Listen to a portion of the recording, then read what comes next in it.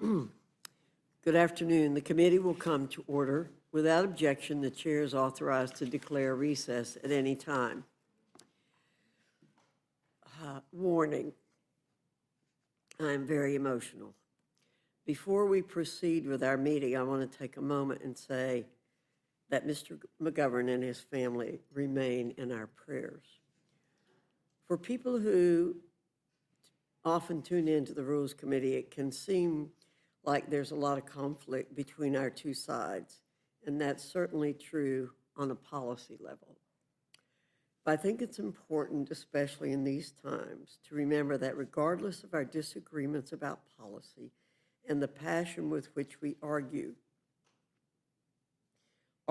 that across the other side of the dais, behind every one of the words uttered, there is a human being. We all feel the same feelings. So when one of our members experiences loss, it's something we're all, unfortunately, too familiar with. The loss of a child, no matter the age, is one of the greatest heartbreaks imaginable.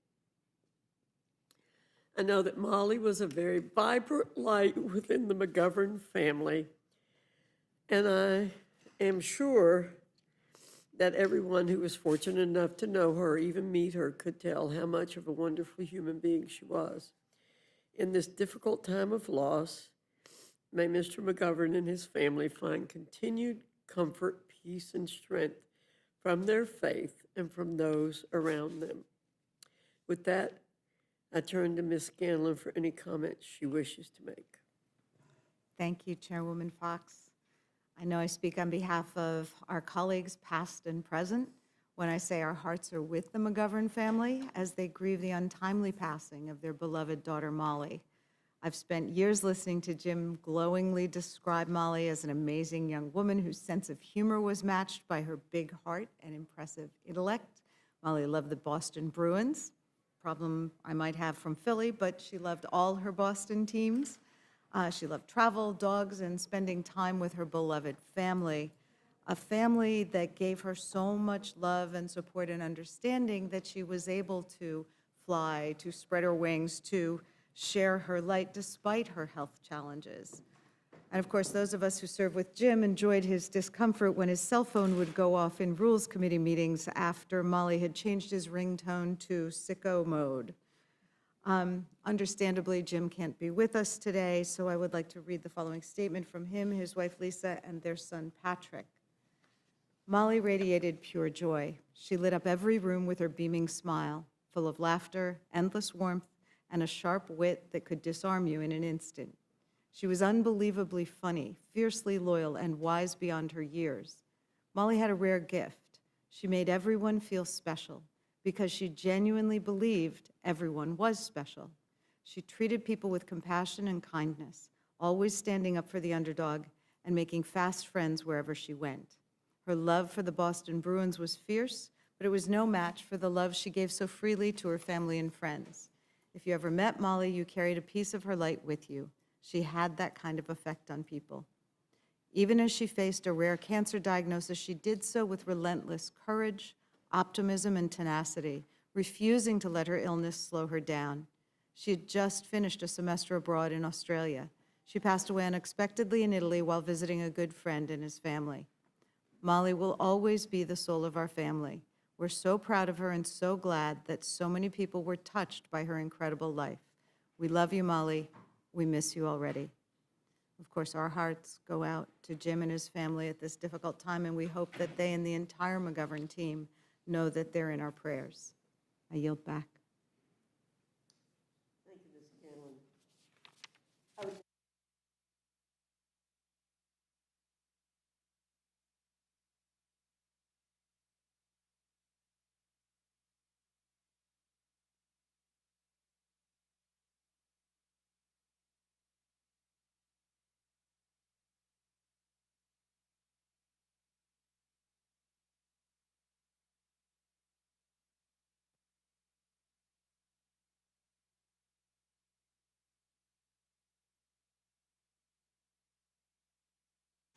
HJ Res 60, HJ Res 78, HJ Res 87, HJ Res 88, HJ Res 89.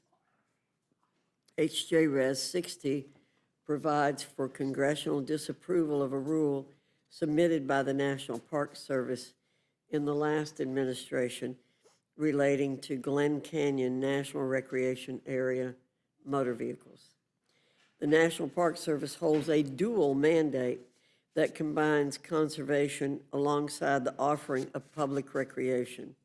However, this National Park Service rule violates the agency's own dual mandate.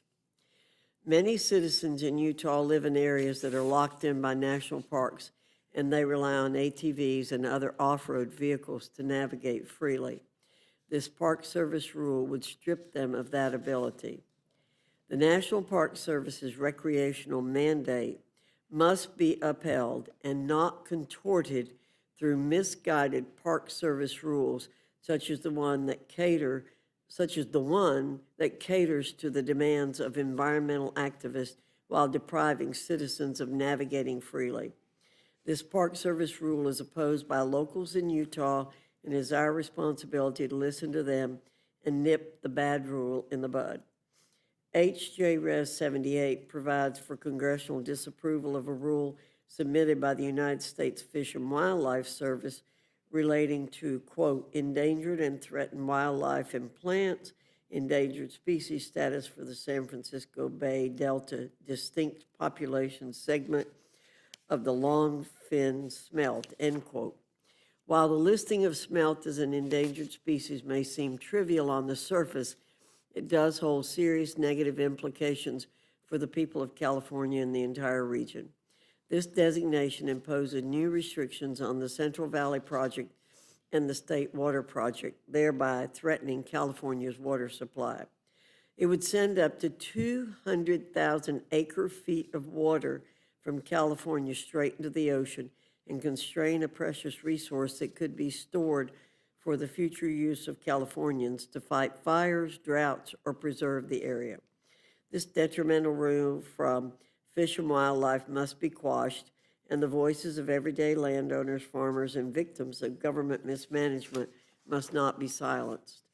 HJ Res 87 provides for congressional disapproval of a rule with a very long title submitted by the Environmental Protection Agency relating to, quote, California State Motor Vehicle and Engine Pollution Control Standards, Heavy-Duty Vehicle and Engine Emission Warranty, and Maintenance Provisions, Advanced Clean Trucks, Zero-Emission Airport Shuttle, Zero-Emission Powertrain Certification, Waiver of Pre-Exemption, Notice of Decision, end quote. The waiver authority granted to California under the Clean Air Act has been exploited time and again by environmental activists. By leveraging this waiver authority, activists and litigants can set standards for the rest of the country. That's exactly what happened under the Biden administration. Now, what does this waiver do? I'll tell you exactly what it does. It gives California unilateral authority to cram its comply or die zero-emission truck rule down the throats of every American. It would decimate the trucking industry, lead prices of basic commodities Americans rely on to skyrocket, and burden hardworking families and truckers everywhere across the nation. The waiver authority within the Clean Air Act was never meant to cede Article 1 powers on issues as sweeping as interstate commerce. This CRA is about defending the core tenets of federalism and defending Americans from a regulatory scheme that would engulf the nation. HJ Res 88 provides for congressional disapproval of a rule submitted by the Environmental Protection Agency relating to, quote, California State Motor Vehicle and Engine Pollution Control Standards, Advanced Clean Cars 2, Waivers of Preemption, Notice of Decision, end quote. California's top-down mandates a direct threat to the purchasing choices of over 40% of consumers due to the state's unique position within the Clear Air Act. We've seen the same politically charged tactic of banning gas-powered automobiles before, and it always fails. Americans deserve an economy and an automobile market that are diverse, dynamic, and flexible. What they don't deserve are cherry-picked products that fail to demonstrate their viability across the entirety of the United States. And finally, H.J. Res. 89 provides for congressional disapproval of a rule submitted by the Environmental Protection Agency relating to, quote, California state motor vehicle and engine and non-road engine pollution control standards, the omnibus low NOx regulation, waiver of preemption, notice of decision, end quote. California's nitrogen oxide engine emission standards will create burdensome and unworkable standards for heavy-duty on-road engines. This decision by the Biden administration to grant a waiver to the state of California is part of an orchestrated campaign against fossil fuels by EPA bureaucrats who act without regard for the inflation it would impose on Americans. Despite what some may claim, American consumers are not ready for a full transition to electric vehicles. It's entirely unworkable. These regulations imposed by California would serve only to cripple the trucking industry and make it substantially harder to transport goods across the country. During the previous administration, Democrats latched on to inflationary policies, and it's as if they still haven't learned their lesson from last November. With that, I look forward to today's discussion, and I now yield to Ms. Scanlon for any comments she wishes to make. Thank you. So today we're considering what are essentially filler bills, messaging fodder to fill time as our Republican colleagues work out the finer details of their big, beautiful plans to cut Medicaid and give tax breaks to the rich. It's telling that after all the promises we heard during the last election, congressional Republicans really don't have an agenda at all beyond this big, beautiful so-called bill. This whole Congress has been nothing but CRAs and budget resolutions. Instead of doing anything to help Americans with the cost of living, instead of coming together to end the White House's self-inflicted tariff crisis, we are going to see politicians in Congress micromanage whether or not the longfin smelt should be listed as an endangered species. This really doesn't seem like a good use of Congress's time. 3 of the Congressional Review Act resolutions before us today deal with waivers granted to the state of California to implement strong, forward-looking vehicle emissions standards. Overturning these waivers is bad on the merits. It violates the principles of federalism, and it will prevent California from responding to the needs of its citizens to implement rules that will improve air quality and public health. But beyond that, these 3 agency actions are not rules, and therefore it's bad on the process. They're not covered by the Congressional Review Act. While Congress has the unambiguous right to pass legislation to modify or cancel an agency action, what Congress can't do is use the Congressional Review Act to nullify these 3 agency actions. To date, both the GAO and the Senate parliamentarian have determined that the 3 EPA actions before us in these CRAs are not rules and are therefore not covered by the CRA or entitled to the CRA's fast-track procedures in the Senate. If these resolutions do pass and are signed by the President, it's unclear what effect, if any, they would have. This would create a legal and regulatory gray zone that's only going to cause confusion and, shockingly, more chaos. It should come as no surprise that the auto industry is behind these CRAs and has been pushing Republicans aggressively to use the CRAs to undo California's rules. These CRAs are a pretty naked quid pro quo. Republicans are giving a massive regulatory handout to their donors in the auto industry. It's that simple. We all need to take note of how Republicans have used their trifecta in the White House and Congress. They passed about a dozen CRA resolutions to nullify rules protecting consumers from scams and protecting the environment from polluters, and they've trudged ahead with their reconciliation bill that will cut health care benefits so they can give tax breaks to the rich. And while they're preoccupied with this, the president is driving the economy into a recession, and no congressional Republican has the courage to do anything about it. This is a failure of congressional duty and leadership, and America deserves better. I yield back. Thank you, Ms. Scanlon. Without objection, any prepared statements that our witnesses may have will be included in the record. I now welcome our first panel, Representative Joyce and Representative Tonko from the Committee on Energy and Commerce. Your full statement will be submitted to the record, and we ask you summarize your statement in 5 minutes. Representative Joyce, I welcome your testimony. Thank you, Chairwoman Fox and Ranking Member Scanlon, and members of the Rules Committee for the opportunity to testify before you today. I am proud to speak in support of 3 resolutions of disapproval led by members of the Energy and Commerce Committee under the Congressional Review Act. H.J. Res. 87, led by Representative John James, to repeal California's Advanced Clean Trucks Act waiver, which allows California to mandate the sale of zero-emission trucks.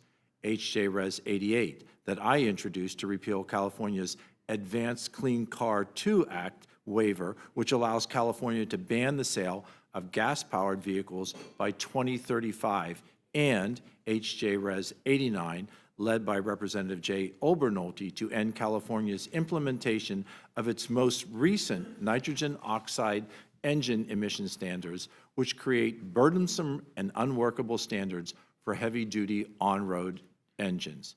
Madam Chairwoman, the Biden-Harris administration's last-minute adoption of the California waivers and the state's radical EV mandate is disastrous for our auto industry and for our country. Last December, after losing the election, the Biden EPA approved a waiver sought by California, allowing the state to impose strict emission standards on vehicles. The Advanced Clean Cars 2 regulation requires 100% electric vehicle sales by 2035. These emission standards far exceed federal limitations. This EV mandate is not limited to California. The decision to grant these waivers allowed California Democrats to impose their radical green policies across our entire nation. A dozen states have adopted California emission standards. As a result, more than 40% of the vehicle market is governed by the California mandate. Americans overwhelmingly reject electric vehicles and continue to rely on gas-powered vehicles to meet their needs. EV sales in most states don't come close to meeting the rules requirements, and when given the choice, consumers prefer to buy gas or hybrids over electric vehicles. The decision to adopt these waivers impacts all Americans. I've heard from my constituents, and they've made it clear that EV vehicles cannot fulfill their needs. EV vehicles cannot drive far enough. They are unable to maintain their charges, and they cannot recharge fast enough. Small businesses in my district will shoulder the cost of California's radical policies. Critical minerals will become increasingly scarce, and the U.S. will have to rely on China for the materials needed to produce the EV batteries. Our country does not have the infrastructure to support a massive EV transition. Families, gas stations, and highway rest stops cannot install expensive EV chargers at the speed that this mandate would require. At its core, the Biden-Harris EPA adoption of this waiver removes consumer choice and abandons the free market principles that have enabled Americans to succeed. The Advanced Clean Trucks and Omnibus Low Nitrogen Oxide regulations put communities who rely on goods and services delivered by medium truck and heavy-duty trucks at significant risk. California should not be allowed to dictate national policy, which in this case would rely and cripple American supply chain. The impact on these regulations will likely increase consolidation in the trucking industry and raise the price of goods nationwide. heavy truck manufacturers are already making progress through innovation. Since 2014, heavy-duty truck emissions have been reduced by 1.4 billion tons, which is about the equivalent of 300 million passenger vehicles. Government mandates that devastate businesses and jeopardize the country's supply chain are definitely not the answer. The Biden's EPA grants of these waivers will significantly raise the price of new vehicles and increase the costs for trucks that are already on the road. These burdensome regulations will reduce already narrow profit margins for small trucking companies who will have to pay even higher prices for new trucks and replacement engines. I urge my colleagues to join me in supporting this important resolution. Thank you, Madam Chair, and I yield back. Thank you, Dr. Joyce. Representative Tonko, you're recognized. Thank you, Chair Fox and Ranking Member Scanlon, and members of the committee for the opportunity to share thoughts with you. I'm here to testify on HJ Res 87, HJ Res 88, and HJ Res 89. These illegal Congressional Review Act resolutions target Clean Air Act federal preemption waivers that authorize stronger pollution standards for cars and trucks for the state of California. Congress carefully crafted the Clean Air Act to recognize the diverse air pollution challenges facing each state. Due to its history of severe air quality problems, Congress authorized the Environmental Protection Agency to grant the state of California waivers to set vehicle emission standards that are more protective than those at the federal level. Over the past 50 years, EPA has granted dozens of these waivers. As a reminder, California started regulating tailpipe emissions before the federal government ever did. This waiver mechanism accommodates their ongoing innovation and progress in addressing air pollution from the transportation sector and affords other states the freedom to choose to follow California's lead if it works for them. California's ambitious standards position the state as a leader in supporting the development and use of innovative emissions reduction technologies, including the catalytic converter, the check engine dashboard light, and zero-emission vehicles. The standards targeted by today's resolutions, California's Advanced Clean Trucks Regulation, the Advanced Clean Cars 2 Regulation, and the Heavy-Duty Low NOx Omnibus Regulation, would continue that important legacy. But these resolutions would throw away that progress, including years of work in partnership with automakers and engine manufacturers to develop compliance flexibilities. With that said, it is very clear that the Congressional Review Act does not even apply to these waivers, so Republicans' insistence on bringing them to the floor is a waste of Congress's time. The Government Accountability Office determined that the 3 EPA waivers at issue today are indeed ineligible for review under the CRA on 2 fronts. First, the waivers are considered adjudicatory orders, not rules under the Administrative Procedure Act. And second, even if the waivers were considered rules, they would be rules of particular applicability since they only concern one specific entity, California. The CRA specifically exempts rules of particular applicability, and the Senate parliamentarian agreed. Republicans did not like those answers, so here we are on the cusp of nullifying 3 rules meant to protect the health of Americans from the transportation sector's dangerous air pollution. And I would caution that if these resolutions are allowed to move forward, it would represent an extraordinary illegal expansion of the use of the Congressional Review Act, which ultimately could threaten far more than just California's vehicle standards. Other executive actions like approval of state waivers for Medicaid programs and energy infrastructure permits could be blocked in the future.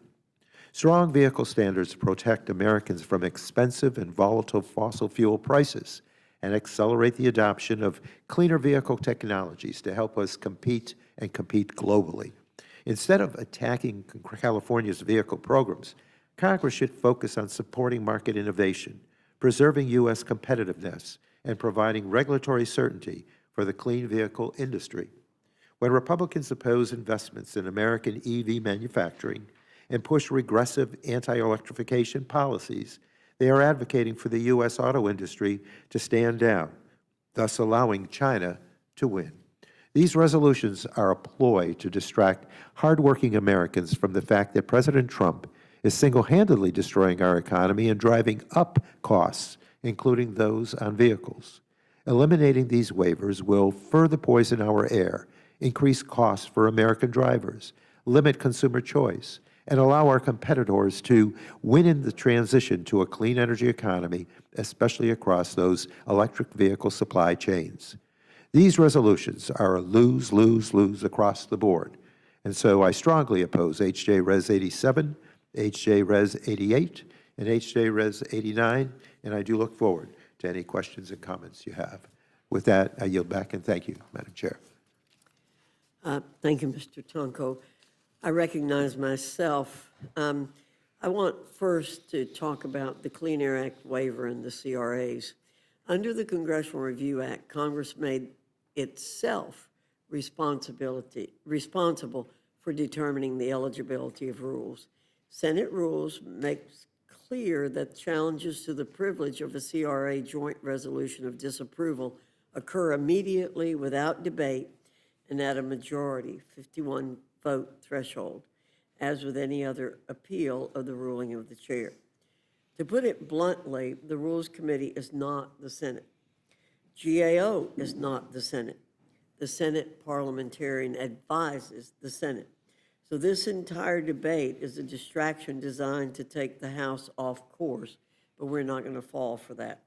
We're going to pass these CRAs, and the Senate will clarify the eligibility. End of story. Consultations and speculations don't dictate the agenda of the House floor. Mr. Joyce, I know our colleagues are trying to make this an issue of gas-powered or so-called clean cars. They're not really clean cars, but we won't go into all that right now. But it's a lot more complicated. Can you describe how this ban on gas-powered vehicles can threaten the market and viability of hybrid vehicles, vehicles that are much better suited for navigating the cold in rural areas like Pennsylvania and the mountains of North Carolina? I thank the gentlelady for the question. Hybrid vehicles are increasingly popular, particularly in my home state, the Commonwealth of Pennsylvania, and in North Carolina, with consumers because they blend their efficiency without sacrificing the utility and the performance of a gas-powered vehicle. By shutting this alternative out of the market with a mandate for full electric vehicles, you're harming the availability of a popular clean alternative, and that is hybrid vehicles. Thank you, Mr. Joyce. Ms. Scanlon, you're recognized. Thank you, Madam Chairwoman. I would ask for unanimous consent to enter into the record the GAO's report to Congress determining that these 3 agency actions are not rules under the Congressional Review Act. Sorry, it's a unanimous consent request for the GAO report. Without objection. Thank you. Representative Tonko, can you explain for the committee what the GAO's determination on the CRAs means? Well, I think it means that, we are entering into a zone here that has been unauthorized. They recognize that they do not allow that opportunity to do what's exactly being done here. And I think it could be precedent-setting. And, as we move through time, we could do the same thing and avoid what really was intended to be the guidance of the process of enabling resolutions like this or changes like this to come about. So I think, the precedent-setting nature of it is what we should bear in mind here. Yeah, I mean, to the extent that there's a process that we're supposed to go through, we've got a mismatch here between using this process on these waivers. Is that right? Exactly. And, the CRA has been reviewed by GAO and the parliamentarian, and I think they cite valid reasons why, these opportunities should not be included in the process. Sounds like it's something that could end up in the courts for a very long time. Yes. Do you have any sense of what impact the CRAs would have on California? I think that, with the efforts that they have made And there was a reason that they extended this opportunity, trying to meet the demands and the measurements of the Clean Air Act for a state that had a need to move aggressively forward. They have provided great flexibility. They have worked with the manufacturers. They have worked with the consumers to make certain that they can work toward that goal of reduced pollution because of the many impacts on public health and certainly on costs that are faced by consumers. So, I think this is a good opportunity that has been lent to California. I've seen these preemption efforts in different bills that I have worked on that, should enable states to go further if they so choose. And no one is forcing any state to do anything here.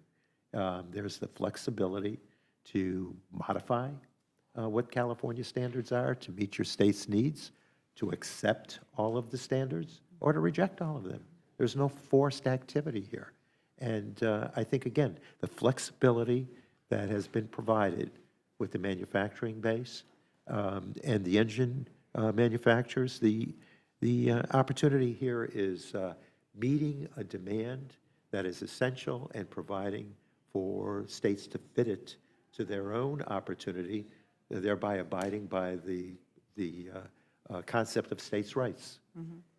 It also sounds like a core concept of federalism, right? Having the states be sort of a laboratory for the country. Absolutely. This is an opportunity for folks to measure up what the California standards are and how best to respond to Clean Air Act standards, which, having come from the administration of President Nixon, was progressive policy that really realized that there should be an opportunity, a focus on clean air, and to enable states to achieve that as they saw best fit.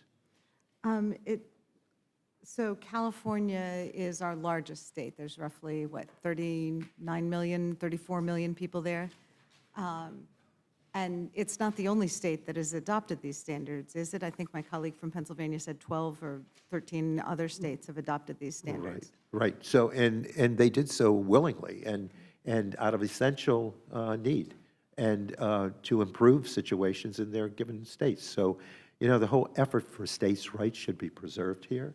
The whole effort to champion the best response scientifically to achieve clean air standards are what we should be working for. And, given the flexibility that is authorized the manufacturers, it seems as though it's something that can work and work well. Seems like it's something that several states, at least, have chosen, so that results in a significant percentage of the country has determined these are good ideas. Do you think it's fair for a couple hundred Republicans in Washington to tell the state of California and these other 12 states that they can't have this waiver? Well, the issue of fairness rings true here. It's like we shouldn't disrupt a process that allows individual states to determine what's best. And, we hear that all the time here, but now we have a chance to show that we mean what we say, and we're walking away from that whole concept or that order of concern. Obviously, I'm sympathetic to the concept and not real happy with the sloppiness of the process that's been chosen, but I see my time has expired, so I will yield back. Thank you very much, Ms. Scanlon. Mr. Roy, you're recognized. I thank the gentlelady. I would like to, because I didn't get a chance at the beginning, echo her sentiments about the ranking member, and have been able to send some brief expressions of condolences to him and his family. Of course, words do nothing. I remember when I was going through the fun of cancer at MD Anderson, I remember thinking to myself, it was pretty small potatoes compared to watching the parents who were there at MD Anderson with their kids. I would gladly take the chemo treatment all day long to spare my kids that, and watching those parents go through that and watching what Jim's no doubt had to go through with her battle with cancer, and then now the unexpected loss over in Italy is more than we can possibly put into words, but we'll be praying for him and his family. So I appreciate the chairwoman's taking time to recognize that, and like I said, we'll be praying for Jim and his family.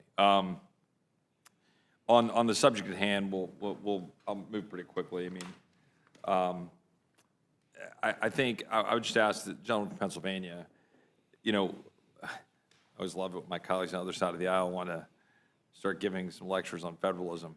I'd love to have a full-throated debate about, you know, Wickard v. Filburn and the ability of an American to just grow wheat. But, you know, we can have that constitutional debate some other time. I think the question here, though, really is the reality of what California and what it represents in the market. Importantly, that they get some special status and treatment, right? They're not treated the same as all other states, as I understand it. And in fact, California, you know, does not have to abide by exactly the same kind of standards a whole lot of other states do with respect to federal law, and of course its positioning in terms of its size and scope. Whenever they're making certain rules and regulations with that benefit, they have an inordinate impact on the market. And if we're going to talk about the Commerce Clause and talk about all aspects of the Commerce Clause, that impact does have a nexus to our federal decision-making here. Would the gentleman agree? I totally agree. And then importantly, like Americans are not choosing electric vehicles at the level that are required to meet these mandates, are they? No, they are not. The data's not even close. In the Commonwealth of Pennsylvania, less than 10%. And could that be because at times you want to drive an electric vehicle and you might have to go 500 miles, you might not want to stop at a charging station, or you might make a life choice that you don't want to have to charge and take an electricity bill at your house, which is commensurate to saying having 2 air conditioning units in Texas. Are there reasons why an American might choose to say, I don't want to have that type of vehicle? And in addition to what you just stated, there are other reasons, particularly where I live in rural Pennsylvania. Right. The range is not achievable. Right. The range during the winter months with the cold diminishes significantly. The range that you can drive this electric vehicle when you have to climb mountains or hills diminishes. Compound that with heat in the summer, compound that with cold in the winter. This might not allow an individual to drive to and from work without being able to recharge. So to the point you were saying earlier about hybrid vehicles, this takes away, in significant respects, that choice, right? That choice for a person in the market to have a more efficient, in their mind, vehicle that allows the hybrid nature of the battery power plus the gas power to extend your mileage, but be able to drive those long distances. And the rules we're talking about restrict that choice, correct? Clearly restrict that choice. And don't allow the market to decide with the individual what type of vehicle they want to drive. It is government forcing the individual to drive an electric vehicle, which in my district, many of them cannot afford. A $55,000 plus electric vehicle is more than 10% of the individuals in my district make per year. And these they can't afford it, they don't want it, and it's government that's forcing them. And these mandates put strains on the grid, correct? We don't have an adequate grid to sustain if this transition continues to occur. A grid significantly weakened, by the way, by significant amounts of the Inflation Reduction Act and other policies that restrict our ability to be able to have clean burning natural gas and our current deficiency in producing nuclear power, correct? Well said. And so, I would just close with this point. Like, the reason we're doing the CRAs, the reason we have these 5 measures before us is we're cleaning up the disastrous mess of the 4 years of the Biden administration. And that is pretty much what we've been spending the duration of this year doing. And the reason we do CRAs is because we have the power to go through and look at the ridiculous regulations put in at the last part of the administration to jam through intentionally, to jam through radical leftist policies, and we have CRAs in place to yank those back. Is that a fair statement? I agree. And then on top of that, we talk about what are the other things we've been doing. Well, I don't know. How about cleaning up the mess of the wide open borders by passing the Lake and Riley Act, or by passing the SAVE Act to ensure that only Americans vote in American elections?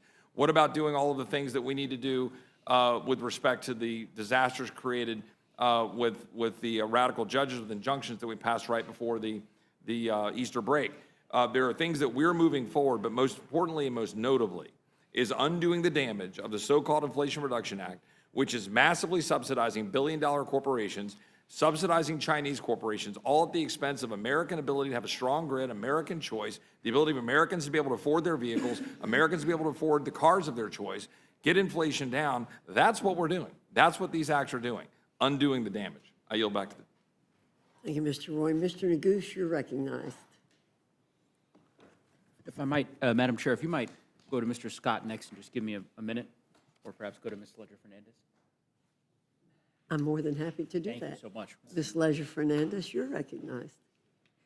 Thank you very much, Madam Chair, and thank you, Representative Scanlon, for reading aloud the statement regarding Molly. And I think with that, with the recognition of how difficult this week is for our wonderful Jim McGovern, I will yield back. Thank you, Madam Chair. Thank you, Ms. Leisure-Fernandez. Mr. Griffith, you're recognized.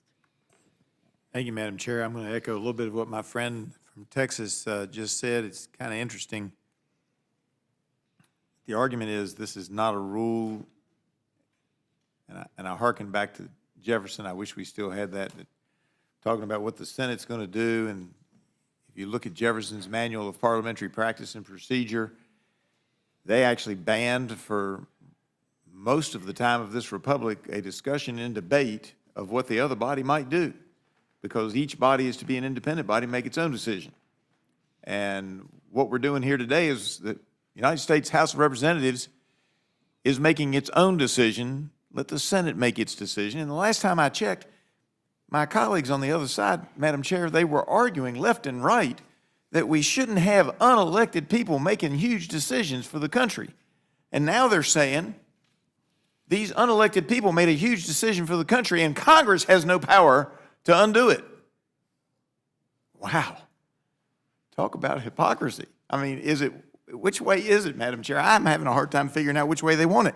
Because if I understand the way they reason this out, because the EPA granted these waivers, we can't do anything about it.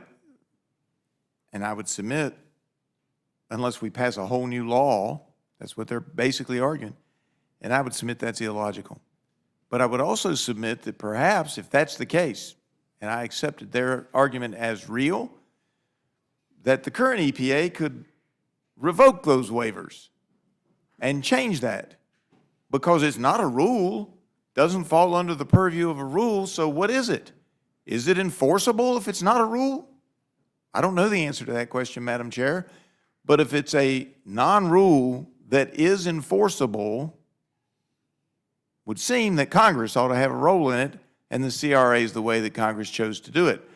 Now, as you know, I would greatly draft the CRA differently than what our predecessors did. I would have it just be a vote of the House, a majority of the House, a majority of the Senate, and we don't need a presidential signature, because it's always struck me as illogical, Madam Chair, that a president who can set up an agency or work with an agency to pass a rule then has to, when Congress says we don't like that rule passed by unelected bureaucrats, has to sign off on the law where we say we don't like that rule.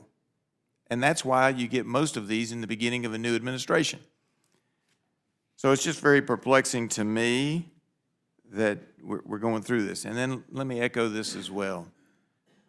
Like my colleague from Pennsylvania, I represent a district that is mountainous, and the EV cars won't work for some people there. It works for some. The hybrids are a better choice for most. Did I hear you tell the gentleman from Texas that the average cost was $55,000 for a new? Yes, sir. You know, that's interesting because my district is not a wealthy district. You indicated that that was more than what 10% of your district could afford to pay.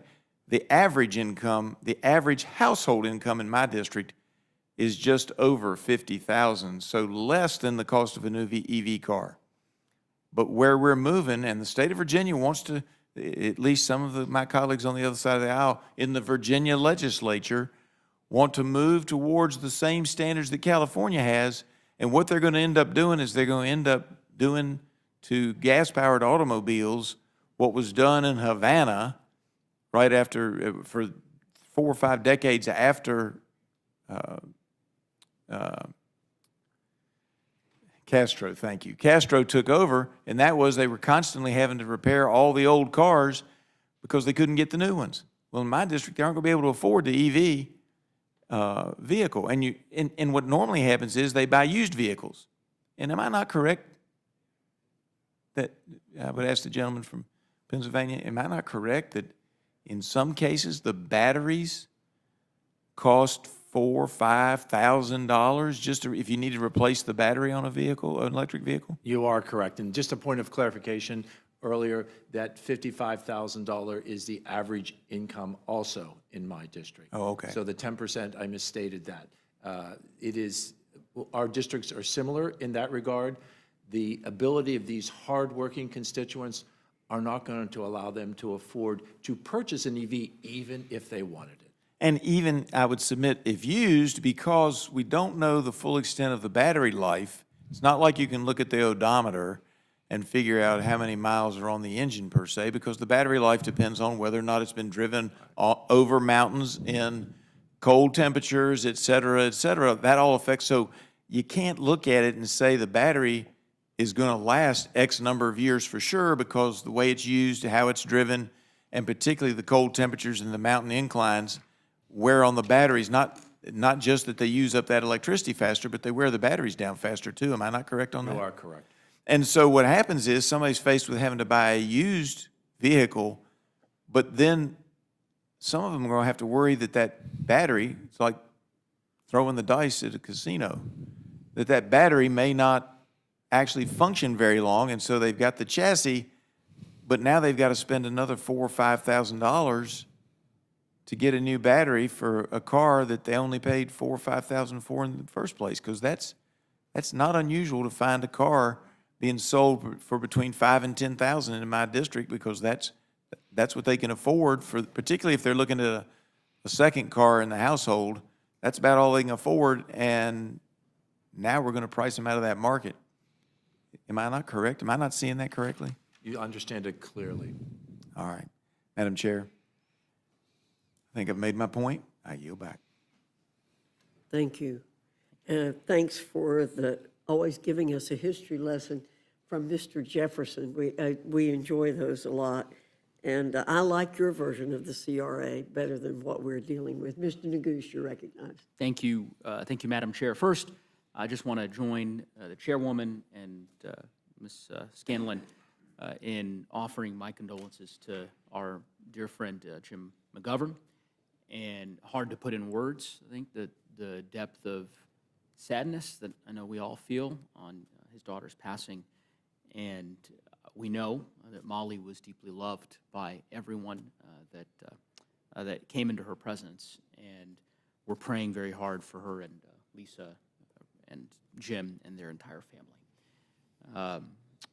Mr. Tonko, Mr. Joyce, thank you both for being here, and thank you for your testimony. Mr. Joyce, I want to first just start off maybe asking you a simple question. This builds off of a point that Mr. Roy was making during his questioning. Would you describe this Congress, the 119th session of Congress, as a productive session? I would. You would. Do you know how many laws President Trump has signed thus far in this Congress? I don't have that number. The number's 5. Do you know how many laws he had signed at this juncture in his presidency in 2017? I feel you must know that number. I do. The number's 24.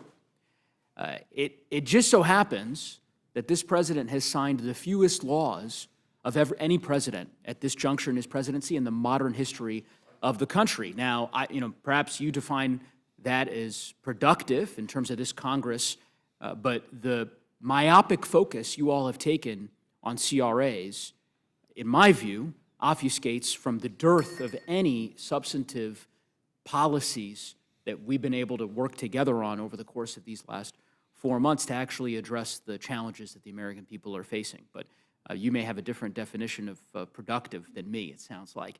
And perhaps President Trump has a different definition of productive than he did during his first term. I want to talk a bit about, of course, the CRAs that we're here to discuss today.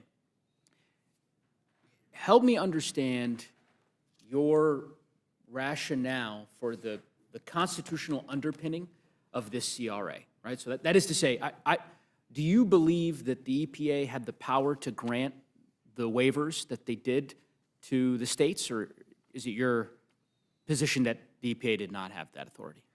I feel that California was initially granted the exemption from the federal preemption in order to deal with a unique problem that was occurring in Los Angeles. That was smog. And the intention of this waiver was never to allow California emission policies to restrict the automotive market across the entire country, as occurred with the Advanced Clean Car 2 as a rule. So let me stop you there, not to get too technical, but the EPA concluded that California's actions and the actions of the other states were consistent with the waiver that it granted. So the agency determined that that was consistent with the waiver it had granted. So I'm just trying to understand do you believe that the EPA did not have the authority to grant the waiver? I believe that the Biden EPA wrongly allowed an EV mandate that will affect the entire country.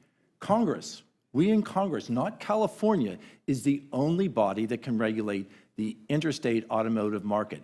And what works in the in Hollywood doesn't work in Hollidaysburg, Pennsylvania. I hear and I see you're reading from there. I get it.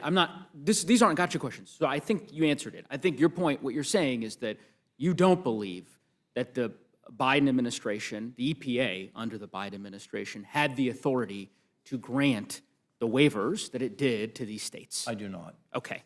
Do you believe that the Trump administration has the authority to grant waivers to polluters?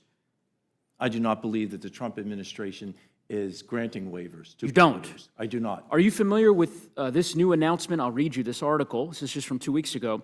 EPA offers industrial polluters a way to avoid rules on mercury, arsenic, and other toxic chemicals. Are you aware of that? I believe that we're discussing the California. No, I hear you. today. You just answered. You said that, I think your testimony a minute ago was that you're not aware that the administration is pursuing any potential waivers for polluters or for states for that matter to avoid compliance with the Clean Air Act, right? Clearly that's not, I guess you're not aware, but you're aware now, right? I've made you aware of that. Let me read you just a paragraph from this article. The EPA has set up an electronic mailbox to allow regulated companies to request a presidential exemption under the Clean Air Act to a host of Biden-era rules.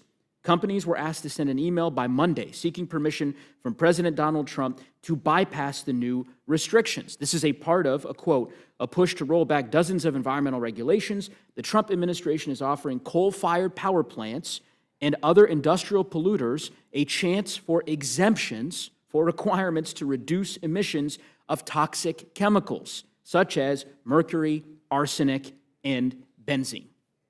You're familiar with this now? With your reading, I think it is important that we return the discussion to what this CRA I hear you, achieves. Mr. Joyce, I get it. You've testified at great length about this particular, I get why you're supporting the CRA. I understand that. Seems like you don't want to talk about this, what they're calling the polluters portal. And I think you could understand why I would be frustrated and the people that I represent in Colorado would be frustrated. Because on the one hand, it sounds like you're taking the position that the EPA, under a Democratic administration, has no authority to grant a state an exemption to be able to impose standards that are a bit higher to protect clean air and clean water. But under the Trump administration, it seems like, unless you want to disabuse me of this, you're completely fine with the Trump administration granting exemptions to polluters to avoid the requirements of the Clean Air Act with respect to these chemicals that are regulated. Do you understand why that would strike people as a bit confounding? The only confounding part that I recognize is how the Biden administration turns away from the free market and wants to allow a Biden-era EPA to enforce a rule onto my constituents that doesn't allow them to I hear you. choose You and said that a buy few vehicle times. that they can afford. I hear to you. choose and buy a vehicle that can drive them to and from work. I get it. I get why you oppose this rule. I understand why you oppose this rule. Do you support these exemptions? What I'm saying to you is I understand. You've made it abundantly clear. You oppose the exemptions that were granted under the Biden administration. Do you support these exemptions that the Trump administration is poised to grant in the coming weeks to polluters in your district? And I support Is that a yes? I support the Trump administration, and I support that the president is aware that the Biden-era mandates that were occurring last minute as he went out the door negatively affect the American people. Well, I would just venture to suggest to you that if you're going to take the position that the EPA does not have the statutory or constitutional authority to grant exemptions to states that wish to impose standards on clean air and clean water that are higher than the federal government, it's probably a safe bet not to take the position that you've taken, which is that you are permitted, the EPA that is, to grant exemptions to any number of polluters to deviate from those very same standards. That is a inconsistent position, and I get that you disagree with me on that, but I'll digress. It sounds like one of the other reasons that you oppose the Biden-era rule, or why you support this CRA, is cost, right? Is prices. I heard an exchange previously with one of my colleagues, my friends on the other side of the aisle. The financial impact. On consumers. On my constituents and constituents across the United States. And this is around significant. car prices, right? Specifically surrounding the EVs, the electric vehicles that consumers cannot afford and the consumers do not want. And I assume you would agree with me, we don't want car prices going up, right? I mean, the last thing my constituents in Colorado want is the prices of their vehicles going up. And I assume the same is true of your constituents. Or is that not true? Or? My consumers, my constituents, and those across the United States want to pay for the vehicle that they want to choose, not the vehicle that the government mandates. Sure. I didn't think this would be a point of disagreement. You're saying your constituents don't agree with my constituents that they don't want car prices to go up? I think if a constituent wants to buy a more expensive vehicle, that is their choice. The whole discussion here I hear you about is that. I don't want the federal mandate for that. Okay. Now Mendes got you. Mr. Tonko, how about I ask you this question? Do the people of your district want prices of cars, generally, used cars, new cars, to go up? No, of course No. not. You know, Okay. Sounds like that's not a controversial position. I think most Americans don't want the prices of their vehicles to go up. Is that right, Mr. Joyce? Or is that I can't get you to agree on that? I think that they want to pay for the vehicle that they want to choose. Okay, all right. Well, maybe I think I understand why you don't want to answer that question directly. And it's because you know that car prices are going up, right? That just 2 days ago, for the first time in 3 years, used car prices went up year to year, increase. You're aware of that, right? There's an article I can read to you. I don't want to go through the whole. There's an article from a Pennsylvania newspaper that I could quote to you that I can represent to you attests that car prices are going You up. bring an interesting point into the conversation, and that is my concern. As we decrease the number of internal combustion engines, which Americans want to buy, as we decrease those, we will see an increase in those costs if we force individuals into electric vehicles that they cannot afford. So you don't think that the car prices going up, unlike every economist in our country has concluded, have nothing to do with the tariffs? That you think that is that's not a factor? We saw used cars increase during COVID. We saw that increase in used vehicles. Correct. 4 years ago, during COVID, I don't really understand that. I'm not asking you about car prices during the COVID pandemic. What I'm asking you is the market drives what those costs are, and what my and why do you concern think is- the market is and changing why right the now? CRA is in place is that we are concerned that that is going to drive additional costs that America cannot I see, afford. but you're not concerned at all about the tariffs. I think that the tariffs are short-term pain for long-term gain. Short-term pain. Let me just tell you, I'm not going to, I don't want to impugn your motives here.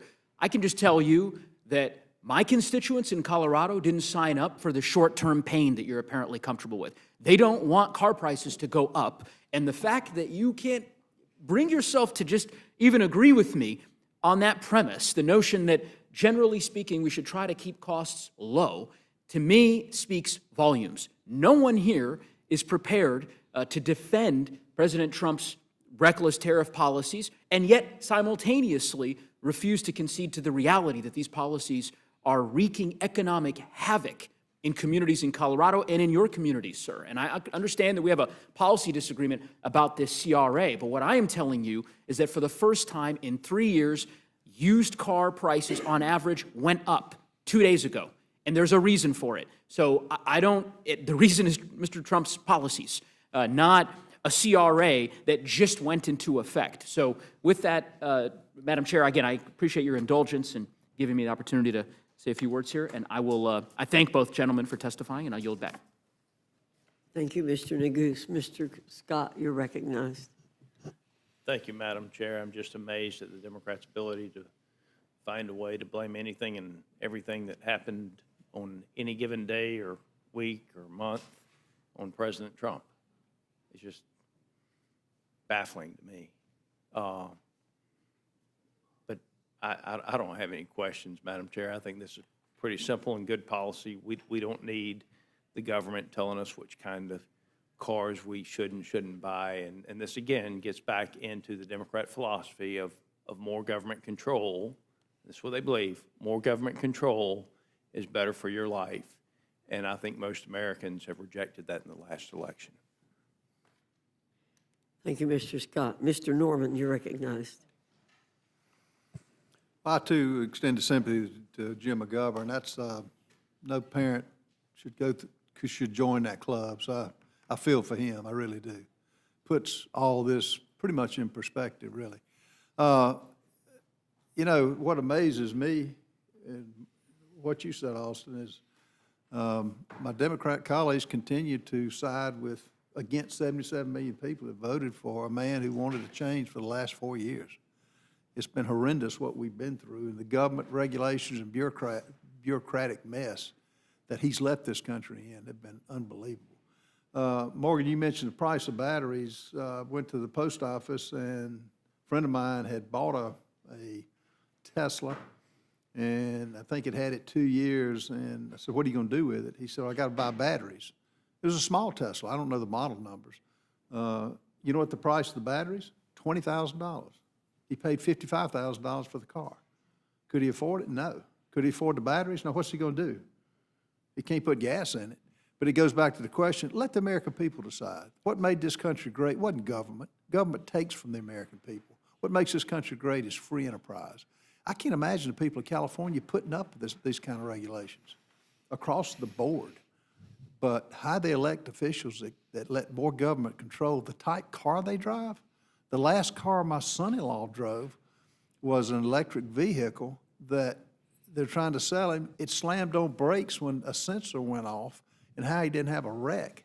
So he's done with electric cars. Bottom line, let the American people pick. He would never pick an electric vehicle now with what he's had. And for bureaucrats, elected bureaucrats and unelected bureaucrats, making these kind of rulings is asinine to me. And, you know, my good friend from Colorado mentioned about the tariffs. You know, the thought of other countries continuing to charge us for our products and us just to lay down like Biden did and take it is over with. And you're exactly right, John. I mean, a little bit of pain is going to be for some long-term gain for this country. And thank God he's got the courage to do it. The other thing that continues to amaze me about my friends on the left is continue to criticize Elon Musk. What that man's doing is showing the corruption and where our dollars went that are already gone. I'm not going to belabor this. I like what you're doing, like the information, and I'll voting in favor of eliminating these asinine rules that should never have been enacted anyway. Yield back. Thank you very much.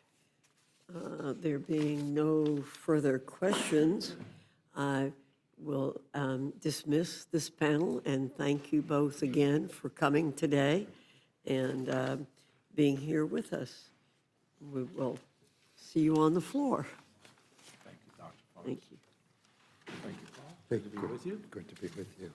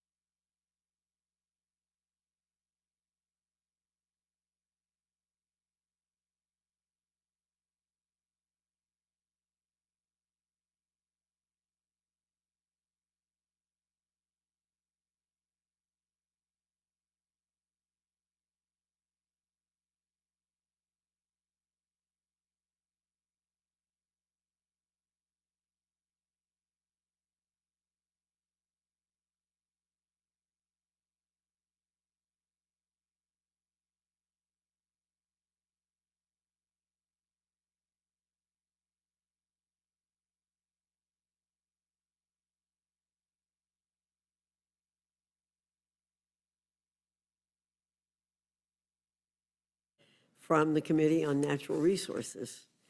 Is this your first time, Representative Dexter? Well, we welcome you. Your full statement will be submitted for the record, and we ask that you summarize your statement in 5 minutes. Chairman Westerman, I welcome your testimony.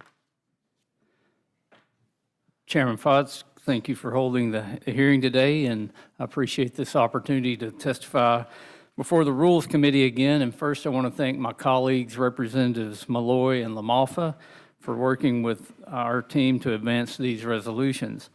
The Committee on Natural Resources remains committed to advancing common sense legislation and reversing the previous administration's unnecessary executive actions.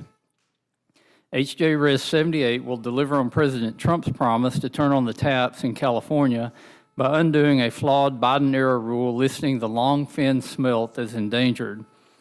I should first note that since Congress enacted the ESA in 1973, approximately 1,700 species have been listed as threatened or endangered.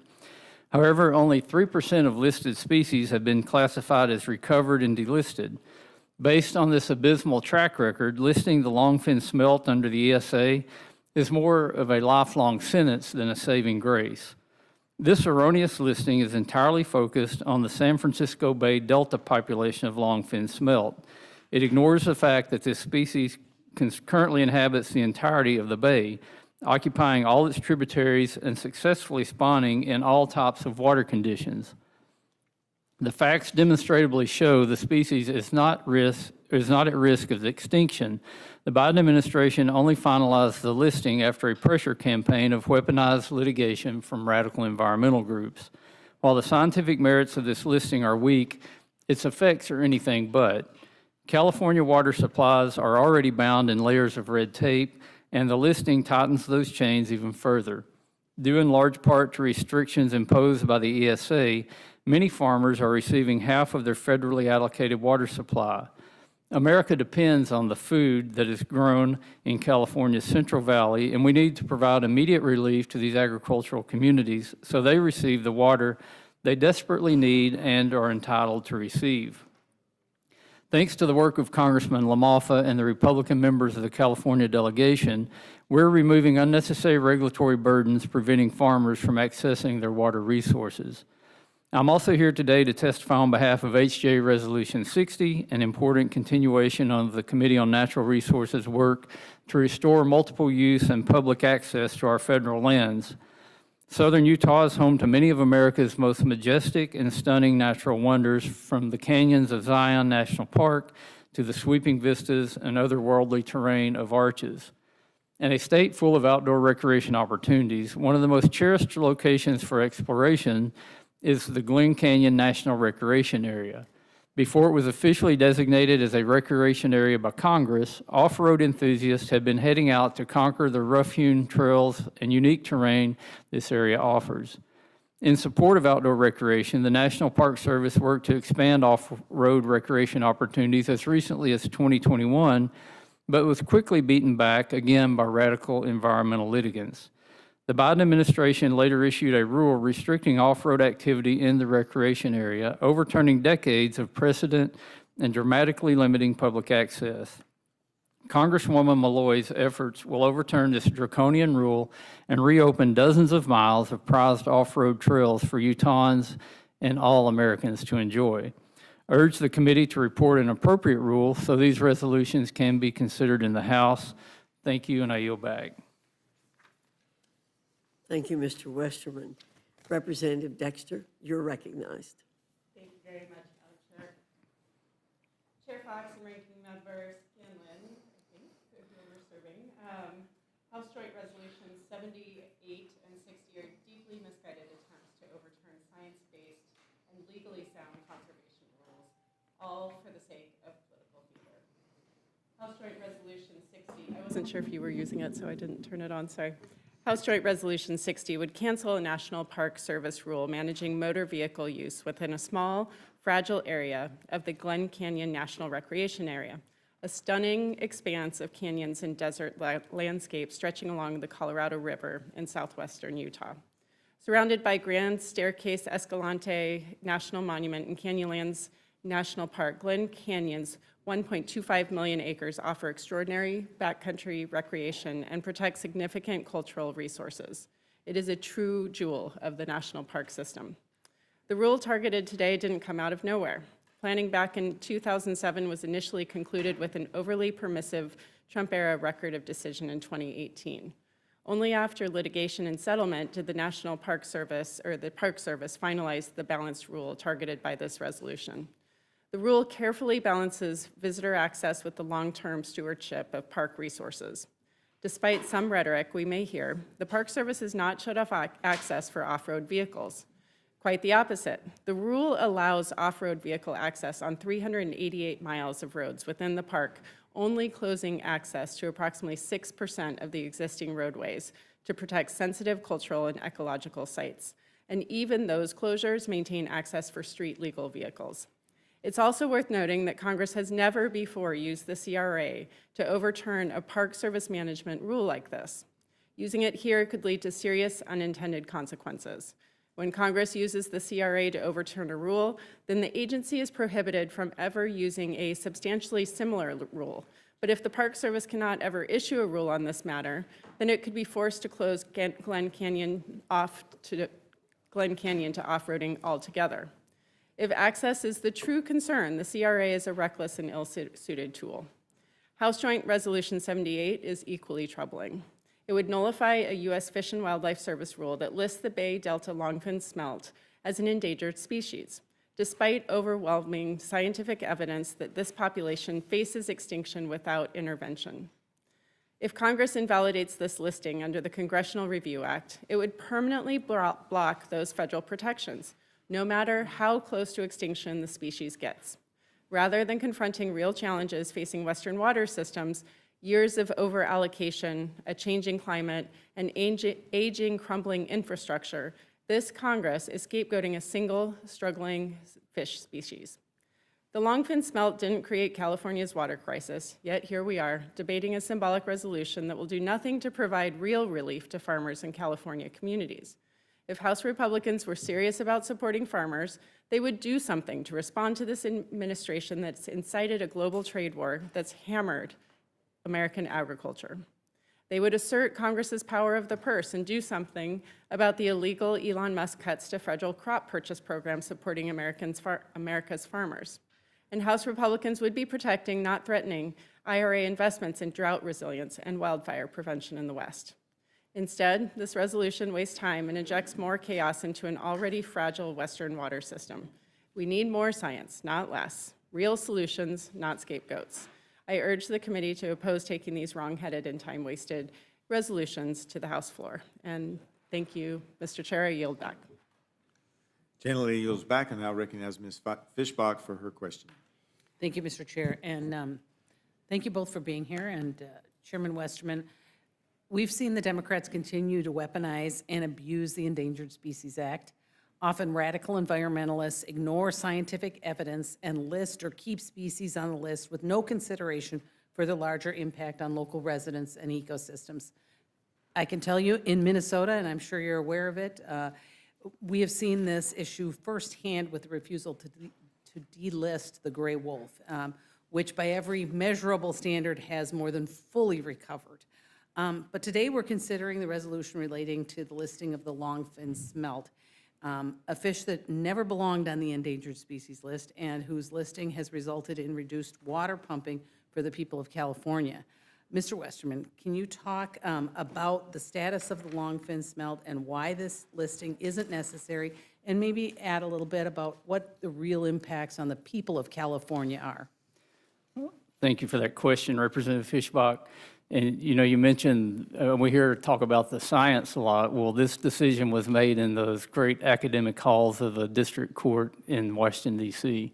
There was, the science was thrown out the window, and this was a litigation that was settled by the former administration to list the smelt, which really has more to do with allocation of California water than it has to do with anything about protecting the longfin smelt, because they're thriving populations of this smelt in other parts of the San Francisco Bay that are spawning and reproducing, and this is just the former administration's attempt to say that on the basis of science and protection and the Endangered Species Act, we're going to do something noble, when they did something that's not noble, taking water away or trying to divert water from the Central Valley, which produces, I think, over 90% of the fruits, nuts, and vegetables that our country relies on for food. So this is bad science. Again, it was another sue and settle that has caused this species to go on the list. It does nothing for the species, probably actually hurts it in the long run, and hurts other species because it directs resources away from species that actually are endangered. Thank you very much. And I do appreciate you bringing it forward, because I think we need to make sure that people understand the abuses that are going on. And like I said, particularly in Minnesota, we have been fighting regarding the gray wolf for years and years. And so I appreciate you bringing this forward, and hopefully you're successful, and we will move on to the gray wolf, and you can It help. sounds noble to say we're going to protect some species from being extinct, but it's just it's a red herring that's put out there to accomplish some other policy objective that has nothing to do with the species. And unfortunately, the Endangered Species Act is being abused like that all over the country. Absolutely. And thank you, Mr. Chair, and I yield back. Gentlelady yields back. Now recognize Ms. Scanlon for her time for questioning. Thank you. Hi, Representative. Can you tell me, did either of the resolutions receive a hearing or markup? No, they did not, and we have had no public input at all on these rules. I mean, it seems like this type of process where there has been a process, there's been rulemaking, there has been input, and now Congress is just going to swoop in and undo all that work without any hearing, without any input? Yes, thank you, Representative. That is accurate. This was a rule that went through public comment previously. The rebuttal has been negotiated, not necessarily as broadly with public input, but certainly transparently, very unlike what we are experiencing with this. I mean, I was particularly taken in looking at the CRA concerning the use of ATVs and off-road vehicles in Glen Canyon. Do I have this right? There are 388 miles of park roads in Glen Canyon where ATVs and off-road vehicles are permitted, but this regulation only says that they can't go on 24 miles. That's ecologically sensitive or Yes. environmentally sensitive? Yes, Representative, that is correct. It's 6% approximately of all lands, and they are, or roads, and they are open to on-road vehicles. It is only for the off-road vehicles that it is restricted. Okay, so someone has balanced, the various objections and whatever and said, okay, you can go ATVing, you can do all these other recreational things over 94% of the park, but it's just the 6% that you can't. Yes, that's accurate. And just to clarify also that if there is no rule stipulating what vehicles can use the roadways in what areas, it is possible that all areas will need to be closed to off-road vehicles because there will be no rule on the books if this is overturned. This CRA would not address what vehicles can. It would only be removing the rule that's already been negotiated. Of course, and then we end up with the problem that once a CRA is in place, then you can't regulate this again, which seems like it could tip into the nobody can use it. Yes, if I may, it does feel like jurisdictional overreach, and that to receive any remediation to this problem in the future, the area would have to come to Congress to address any harm or to clarify the rule, because we will have exempted their ability to do any similar rule in the future. And one of our colleagues has just said that it would be terribly burdensome on Congress to have to legislate in an area like this when it's already been addressed from multiple angles. I appreciate your testimony today, and thank you. I yield back. Thank you. Taking my time to ask questions at this point, I recognize myself for my time to ask questions. Mr. Chairman. if we pass this CRA, I just heard the argument that it might be that nobody can use it, but we're saying that you can't restrict off-road vehicles on the 24 miles. How does that say that nobody can use the rest of the roadways? Am I confused on that? Seems to me they can't do anything without coming to us, which means they couldn't restrict it to everything. Yeah, I think there's some confusion that's been created here. I don't think you're confused, but there's already a rule in place on access, and if this Biden-era rule is falls under a CRA, then that rule is no longer in place, but the rule before that is in place. So, this is a trick of certain administrations. It's only 24 miles out of 388 miles. But what you don't realize is these 24 miles have been strategically placed where if you can't get through one zone, you can't get to the next. For example, there's a half-mile section that if you don't get access through that half mile, it blocks off 1 million acres of access. So they strategically place these, what seems like a small amount, 24 out of 388 miles, in strategic locations where you can't access the rest of those roads. So this was, you can tell it was done very intentionally to keep all off-road vehicles out of the park. Now, let's talk about this distinction between off-road and on-road. Am I not mistaken that there are a lot of vehicles that are used off-road that are actually on-road? I'm thinking about my friends with their four-wheel drive Jeeps. I mean, so if it's that sensitive, why didn't they block all? Yeah, the whole road issue on federal lands really needs to be addressed. Yeah. I've got national forest in my district, and we've got roads that you can take a log truck down, but you can't take an ATV down the road. You can drive your pickup truck down the road, but you can't drive motocross motorcycle down the road. And these rules, if you go back and look, they've been strategically put in place to deny access to recreation. And if you look at our federal lands across the country, they're supposed to be multi-use. But especially the last administration seemed to focus on this idea of preservation versus conservation. They wanted to block things off, not allow access, and this was one way to do it. If you can block off roads, you block off people to getting to these public lands to access them. So this is, I think, an egregious violation of the multiple use mandate and trying to keep people fenced off from these areas. Yeah, I tend to agree with you. Let's talk about the long-fin smelt for just a minute, because I think I heard you say something that could be misinterpreted. You indicated that putting, I think, the long-fin smelt on the endangered species list would be perhaps detrimental to the long-fin smelt, but you didn't mean that that was true for, say, the California condor, because that's one that obviously has been threatened for some time, and we're trying to bring it back. And I think what you were trying to say was that by putting the long-fin smelt on there that doesn't need tremendous help at this time, you're actually hurting things like the California condor that does need help. That's what I thought you were trying to say, but it might have been misinterpreted by some. And both.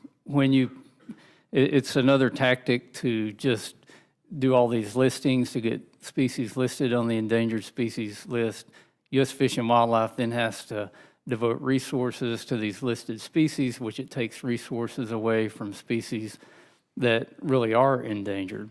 So that's one way that it hurts. The other way that it hurts is when a species gets on the endangered species list, any kind of activity to do conservation to help create better habitat for these species, people shy away from it because they don't want to do anything around an endangered species because of fear of retribution, because they're playing in the habitat of an endangered species. So it hurts the species that are listed, both the ones that shouldn't be on the list and the ones that should be on the list.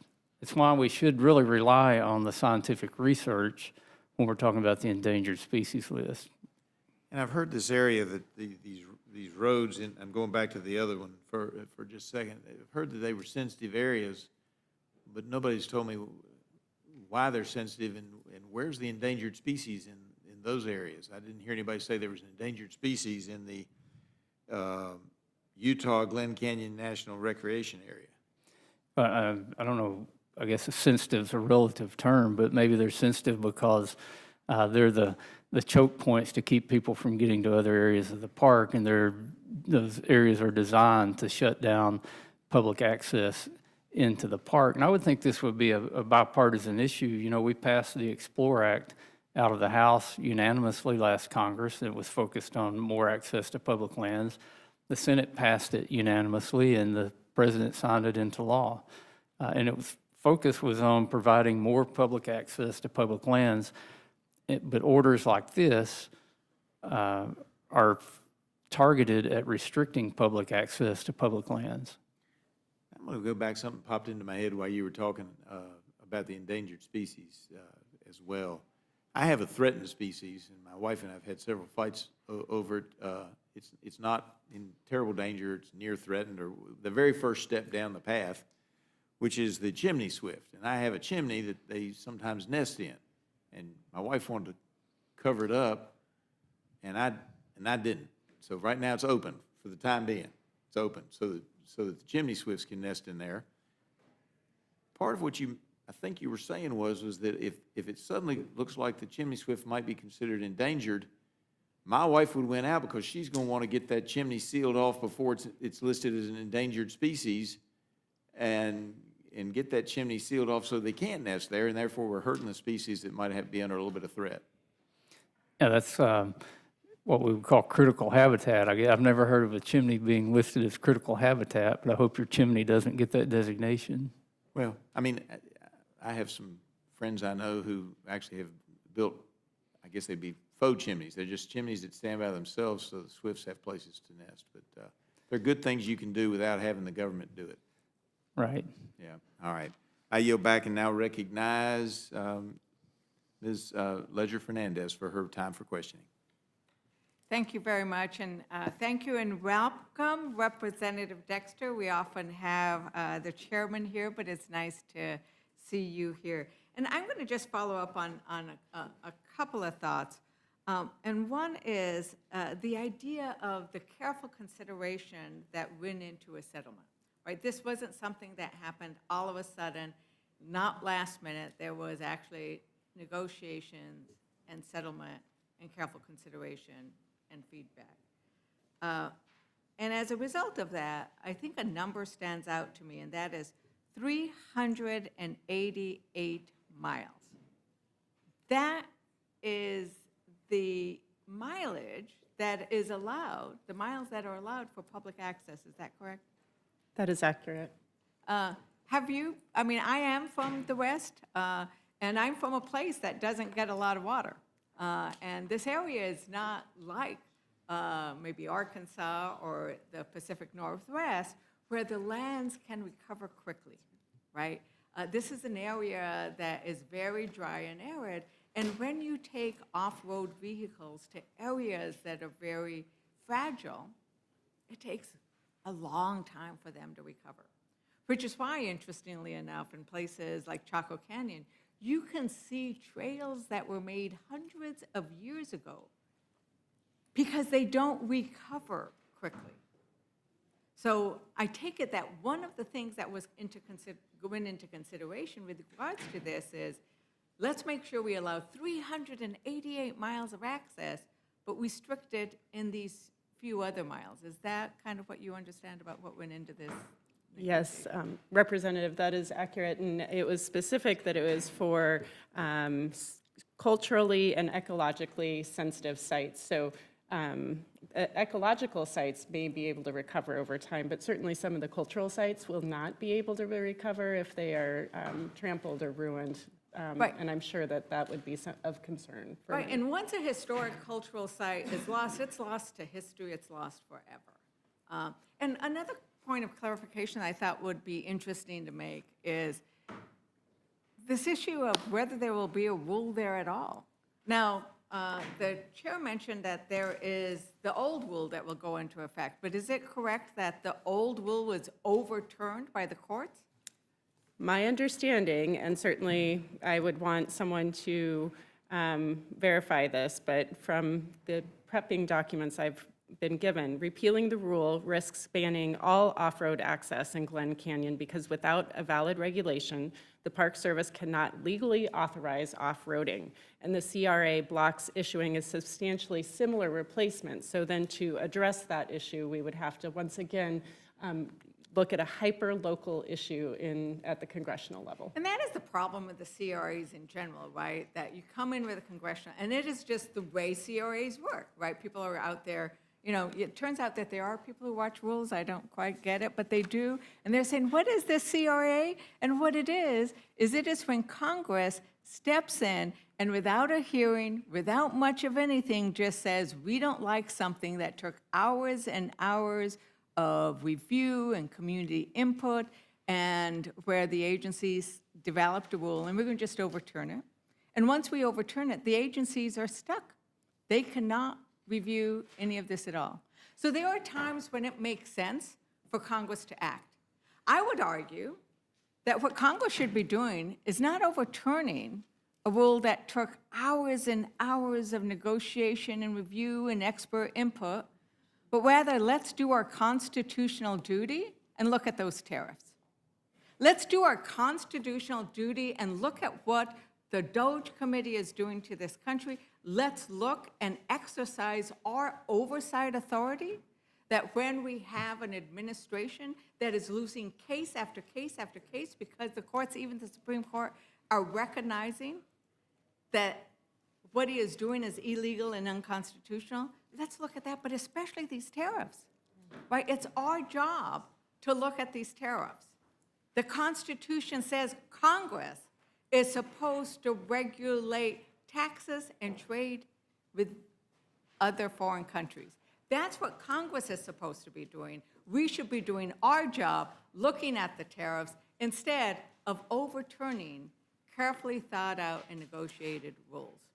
Do you want to, I am the last Democrat that gets to ask any questions, so is there anything else you want to clarify with regards to what has been discussed today? I would just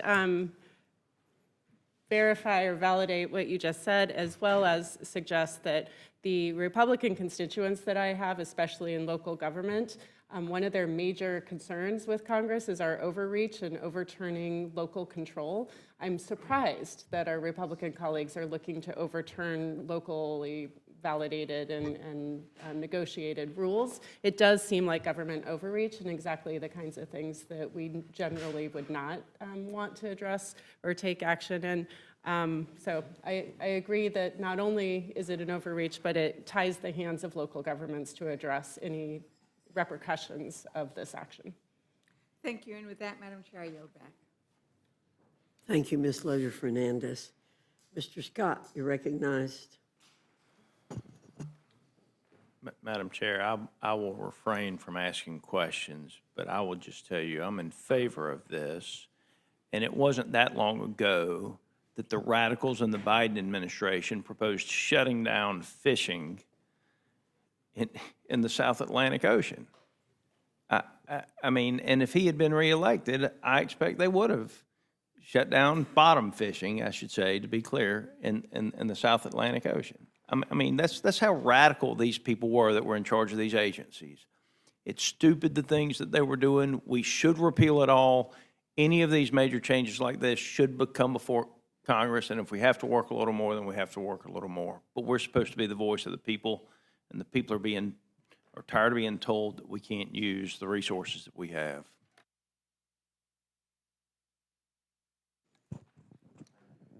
Thank you. Mr. Norman, you're recognized. I just echo what Austin said. These are radicals that the Biden administration put in office. Thank God we got some adults in the room now who are putting people who know what they're doing in agencies. Now, the smelt fish, didn't California just have a fire?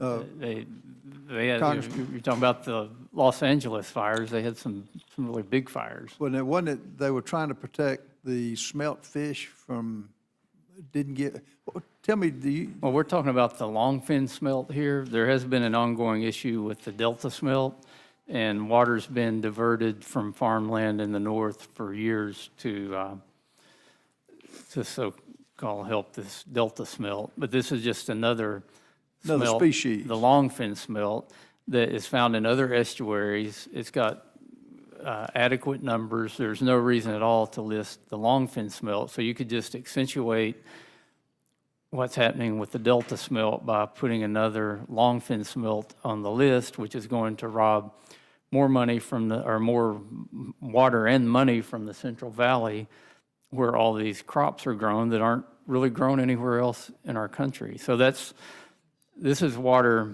that's further north than Los Angeles, but it's water that would be diverted into San Francisco Bay rather than allocated to the farmers where it's supposed to be going. And they keep giving up more and more water every year. Well, I support you. I support this, abolishing these, and appreciate you bringing it to our attention. The smelt fish is all in the same neighborhood or same lineup of fish that were trying to be protected. That really was a problem with the fires when they needed water. Now, a lot of that was, I think, government related, where you had a mayor who cut the fire department funding. A lot of it was what the governor did on not having water and fire hydrants, which are kind of a problem if you have a fire. So You definitely need water when you have a fire. I think it would help, but I guess out there they don't really consider that. But anyway, thank you for bringing it to our attention. Thank you, Mr. Norman. Mr. Jack, you're recognized. No questions, Madam Chair. Thank you. Oh, wow. Well, I do want to ask one question and make a comment. Many, many years ago, my husband and I had a chance to visit Glen Canyon and Zion and all those areas out there. And if the Park Service had done what they want to do, it wouldn't have been much of a recreational area for us in the Glen Canyon. So I've always thought of the Park Service as having a dual mission. You know, the Blue Ridge Parkway runs through my district.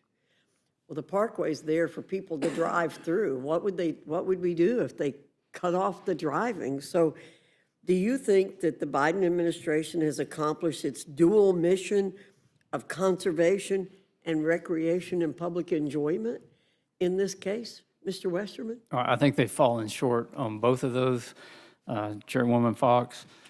And really, if you look at what happened here, it wasn't, I think it's hard to say this was the Park Service's idea for this rule to go into effect. This was, they got sued by environmental groups, the administration settled with them, and this was the solution to block off these 24 miles that restricted access to the rest of Glen Canyon. And don't forget, before this was ever Glen Canyon National Recreation Area, there were people that had access to these areas.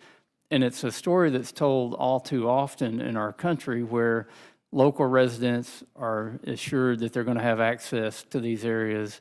We're going to make it a national recreation area, and it's going to enhance everything, to find out that the rug gets pulled out from under them later down the road. You know, the three counties that this affects the most, they were left in the dark. They were no part of the conversation about restricting access in Glen Canyon Recreation Area. They all vehemently opposed these restrictions, but they had no seat at the table, because this was your classic radical environmental groups sue a favorable administration, they settle, and the administration gets the rule they ultimately wanted, saying that it was dictated to them through the courts. So I think it's Congress's duty to step in and say enough is enough. You can't be doing this. You have access to these roads. Well, thank you for that comment.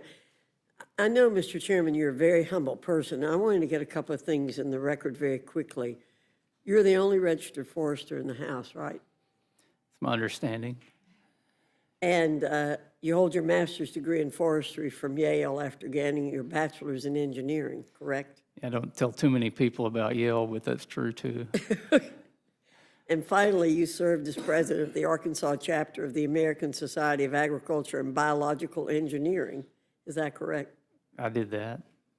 Well, it sounds to me like you may have learned a thing or two about the topics before us today. We're very fortunate to have you in the position that you're in. So thank you very much, Mr. Chairman. Thank you. You're very kind, Chairwoman.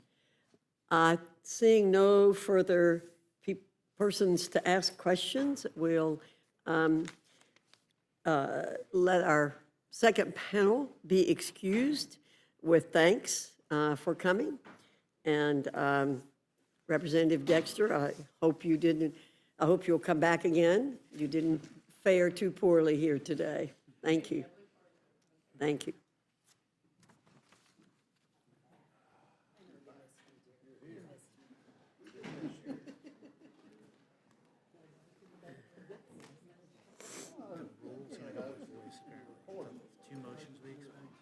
Okay. Okay, well, great. Oh, my, I didn't even go back to my office. Where are you? You should adjourn in memory of Molly.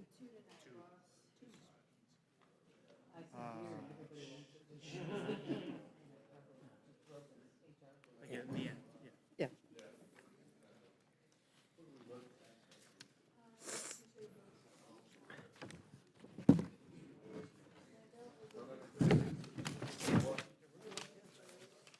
I'm taking all of this with me. Yeah, I'm ready.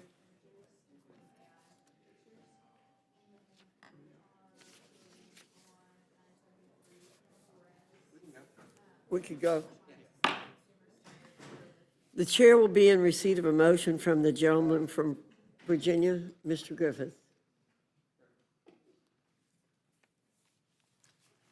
Madam Chair, I have a motion. Madam Chair, I move the committee grant closed rules for H.J. Res. 60, providing for congressional disapproval under Chapter 8 of Title 5 United States Code of the rules submitted by the National Park Service relating to Glen Canyon National Recreation Area, motor vehicles, and H.J. Res. 78, providing for congressional disapproval under Chapter 8 of Title 5 United States Code of the rules submitted by the United States Fish and Wildlife Services relating to endangered and threatened wildlife and plants, endangered species status for the San Francisco Bay Delta distinct population segment of the longfin smelt. The rule waives all points of order against consideration of each joint resolution. The rule provides that each joint resolution shall be considered as read. The rule waives all points of order against provisions in each joint resolution. The rule provides 1 hour of general debate on each joint resolution, equally divided and controlled by the chair and ranking minority member of the Committee of Natural Resources or their respective designees. The rule provides each joint resolution 1 motion to recommit. The rule further provides consideration of H.J. Res. 87, providing congressional disapproval under Chapter 8 of Title 5 United States Code of the rules submitted by the Environmental Protection Agency related to California State Motor Vehicle and Engine Pollution Control Standards, heavy-duty vehicle and engine emission warranty and maintenance provisions, advanced clean trucks, zero-emission airport shuttle, zero-emission powertrain certification, waiver of preemption notice of decision, H.J. Res. 88, providing the congressional disapproval under Chapter 8 of Title 5 United States Code of the rules submitted by the Environmental Protection Agency relating to California State Motor Vehicle and Engine Pollution Control Standards, advanced clean cars waiver of preemption, notice of decision, and H.J. Res. 89, providing congressional disapproval under Chapter 8 of Title 5 United States Code of the rules submitted by the Environmental Protection Agent relating to California State Motor Vehicle and Engine and Non-Road Engine Pollution Control Standards, the omnibus low NOx regulation, waiver of preemption, notice of decision under closed rules. The rule waives all points of order against consideration of each joint resolution. The rule provides that each joint resolution shall be considered as read. The rule waives all points of order against provisions in each joint resolution. The rule provides 1 hour of general debate on each joint resolution, equally divided and controlled by the chair and ranking minority member of the Committee on Energy and Commerce or their respective designees. The rule provides each joint resolution 1 motion to recommit. Finally, the rule provides that each day during the period from April 29, 2025 through September 30, 2025 shall not constitute a legislative day for the purposes of Clause 7 of Rule 13, Resolution of Inquiry. And that is my motion, Madam Chair. Thank you, Mr. Griffith. You've now heard the motion. Is there any discussion or amendment to the rule? Ms. Scanlon, you're recognized. Yes, Madam Chair, I have an amendment to the rule. Will you state your amendment? Sure. I would move that the committee strike Section 5 of the rule, which turns off privileged consideration of resolutions of inquiry through September 30th.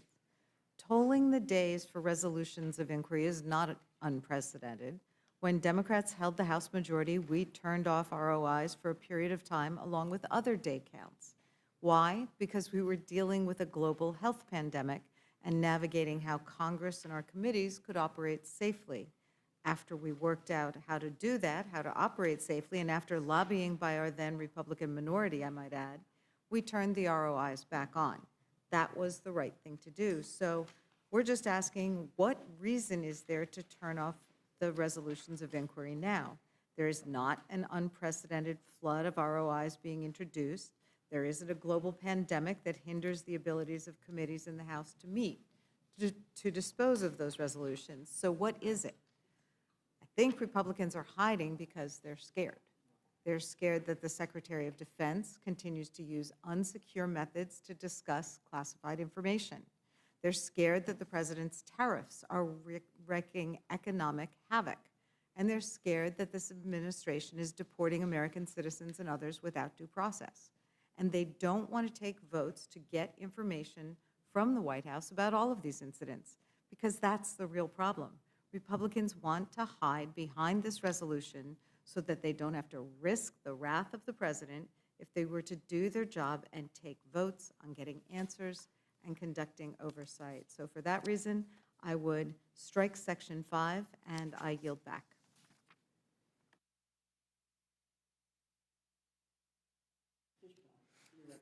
Thank you, Madam Chair. And I just wanted to just clarify exactly. When the in the 116th and in the 117th Congresses, the Democrats turned them off for 600 days. 600 days, almost 2 years. And so that is significant. When you take a look at the dates that we're looking at, you know, we're talking until September 30th of this year, significantly less. And I know you're going to say something to the effect of it was the pandemic, but 600 days is a very long time, and every one of the members, Democrat members of the committee voted for it. And I think that it is, it's unnecessary to remove this, and we'll Would just the have a short gentleman yield time. for a question? I mean, the reason Democrats offered a reason for turning it off, which was there was a pandemic. You may not like the reason, but here we have no reason. This is purely an exercise of power or fear so that you don't have to take votes on unpopular topics. And reclaiming my time, I don't believe that was it, because committees continued to do their thing with remote, you know, through Zoom and things like that. So committees continued to do their business. And I think what we're looking at here is, you know, we're in the middle of a lot of things right now. We're in the middle of reconciliation. We're looking at all kinds of things right now. We're very busy. And plain and simple, Democrats are using this to clog things up and to stop us from doing our business for the American people.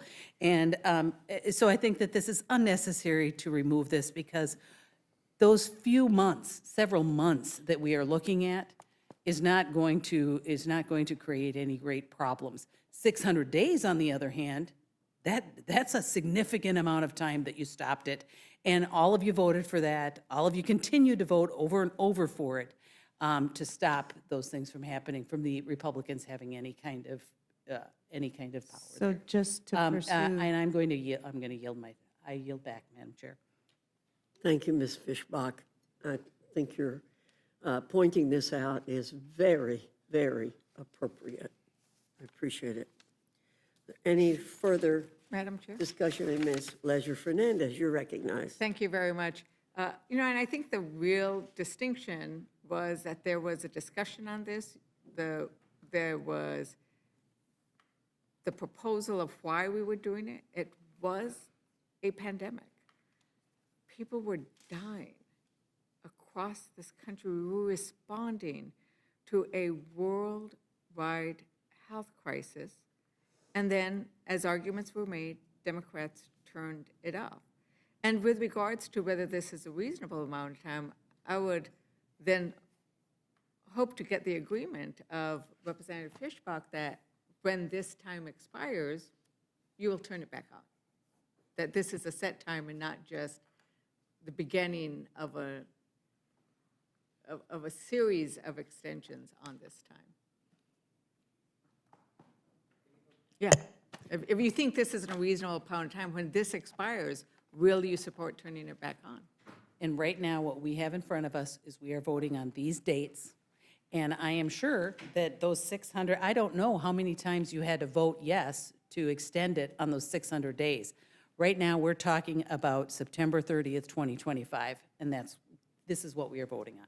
So I take it that was not a yes, but not yet necessarily a no either. I will take it. We're gonna see where it is. But I think that that's the important issue, is having a rational reason for why this was happening. The only reason we see of what's happening now is just when we're busy. Well, Congress is supposed to be busy. It's our job to be busy. There is no national emergency except for the emergency that Trump keeps creating as he is blowing up our economy for no real good purpose. He is blowing up our government for no real good purpose. I mean, we have not had this kind of economic uncertainty except for during a pandemic, except for the last time there were tariffs, right, of this kind of sort, 80 years ago, when we were led into a depression because of actions similar to what we're focusing now. And I will now yield time to my colleague from Pennsylvania. Thank you, Representative. The representative mentioned 600 days as the amount of time that the ROIs were turned off previously, but we're looking at the first 100 days of this administration in which serious questions of oversight are being raised. We have a Defense Department which, by its recently departed senior staff, is in disarray. We've got a Defense Department where the Secretary of Defense has participated in multiple unsecure conversations about combat-sensitive issues, whether or not classified technically. They certainly were not things that should be out there in the general atmosphere. We're talking about tariffs that have changed our economic forecast from a soft landing without a recession to a likelihood of a recession. We're talking about profound changes to what is happening with respect to due process in this country, where you now apparently can be deported if you have a tattoo and you don't have to have due process. So I think there's a lot of work that Congress should be doing and should be doing with oversight and making this kind of inquiry. So for that reason, the idea that Congress doesn't have the ability to do two things at once, actually, during part of the time when the Democrats had turned off the ROIs, I believe we were actually working on a reconciliation bill while also responding to dozens of these requests from the Republicans. So I think it's an overreach here. I think it's simply for the purpose of having to avoid some tough votes. And so, again, I would urge adoption of my amendment. And thank you. I yield back to.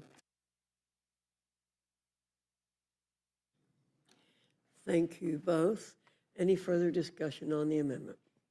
If not, the vote occurs on the amendment from Ms. Scanlon. All those in favor say aye. Aye.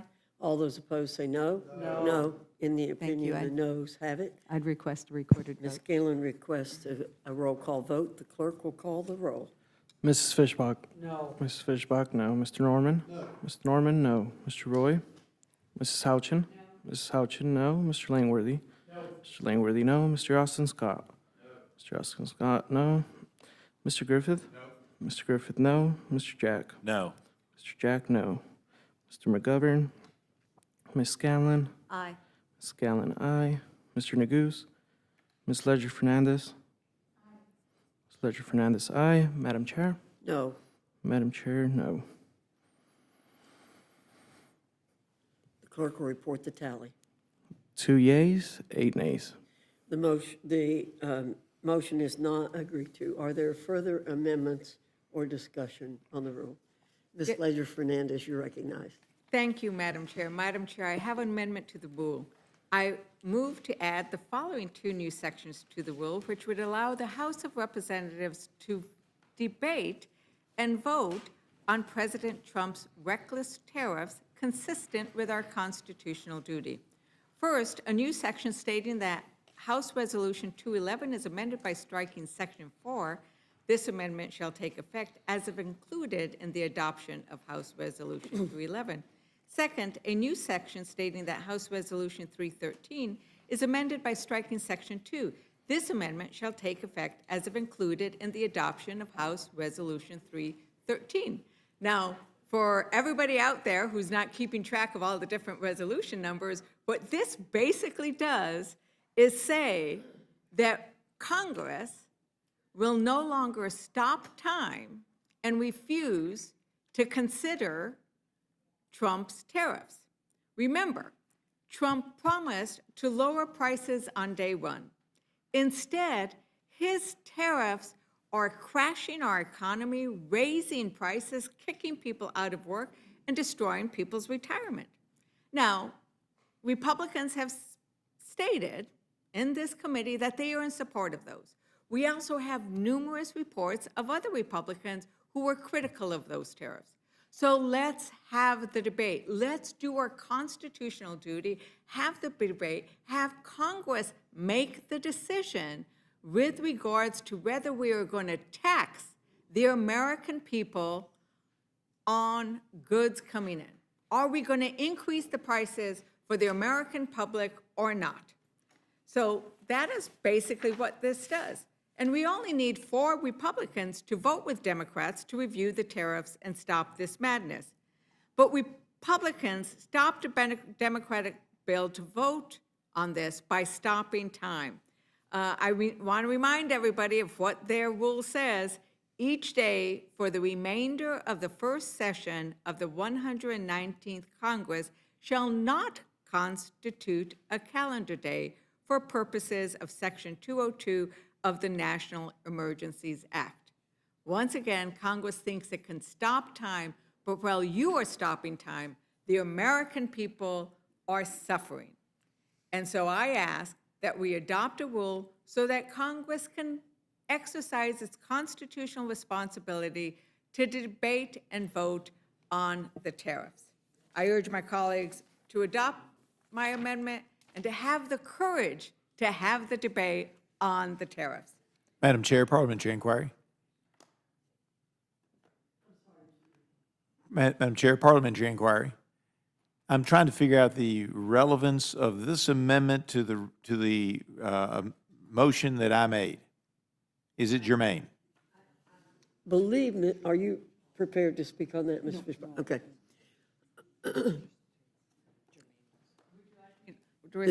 Yes. No. Germane- no. This is a question of the chair, Madam Chair. It's not a debate. Let me rephrase it as a parliamentary, not as an inquiry, but as a point of order. Is this germane to the underlying motion? So it's a ruling of the chair, not a debate. Okay. Yeah. So I believe let me repeat what Ms. Leisure Fernandez has said. She wants to add 2 new sections which would allow the House of Representatives to vote to end President Trump's reckless tariffs. First, a new section stating that House Resolution 211, I assume that's, we don't have a number on this one. Oh, on the rule that we passed last week, the last time we were here, is amended by striking Section 4. It shall take effect if included in the adoption of House Resolution 211. So we would suspend that rule. And then a new section stating House Resolution 313, which is this one. No, it's 2 different ones. 2 different ones. So I see your confusion. We're all confused. Amended by striking Section 2, this amendment shall take effect as if included in the adoption of House Resolution 313. Right.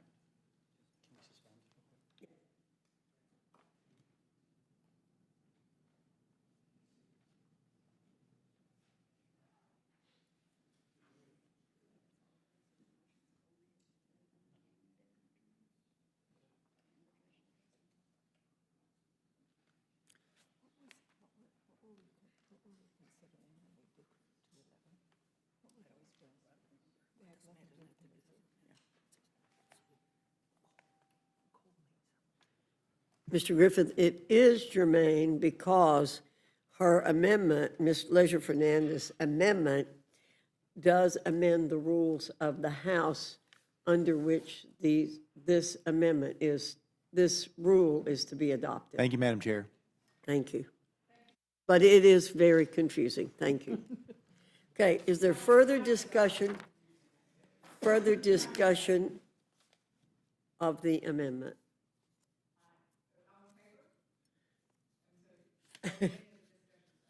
Yeah. Hearing no further discussion, then the vote will be on the amendment offered by Ms. Leisure Fernandez. All those in favor signify by saying aye. Aye. All those opposed say no. No. In the opinion of the chair, and the noes have it. And Ms. Leisure Fernandez requests a recorded vote. The clerk will call the roll. Mrs. Fishbach? No. Mrs. Fishbach, no. Mr. Norman? No. Mr. Norman, no. Mr. Roy? Mrs. Houchin? Mrs. Houchin, no. Mr. Langworthy? No. Mr. Langworthy, no. Mr. Scott? No. Mr. Scott, no. Mr. Griffith? No. Mr. Griffith, no. Mr. Jack? No. Mr. Jack, no. Mr. McGovern? Ms. Scanlon? Ms. Scanlon, aye. Mr. Neguse? Ms. Leisure Fernandez? Ms. Leisure Fernandez, aye. Madam Chair? No. Madam Chair, no. The clerk will report the tally. 2 yeas, 8 nays. The motion is not agreed to. Are there any further amendments or discussion to the motion by Mr. Griffith? Hearing no further discussion, the question is on the motion from the gentleman from Virginia. All those in favor signify by saying aye. Aye. Those opposed say no. No. In the opinion of the chair, the ayes have it. The motion is agreed to. The motion to report is agreed to. Accordingly, the gentleman from Texas, Mr. Roy, will be managing this rule for the majority. Ms. Leisure Fernandez for the minority. And without objection, I would like to adjourn the committee in memory of Molly McGovern. The committee's adjourned.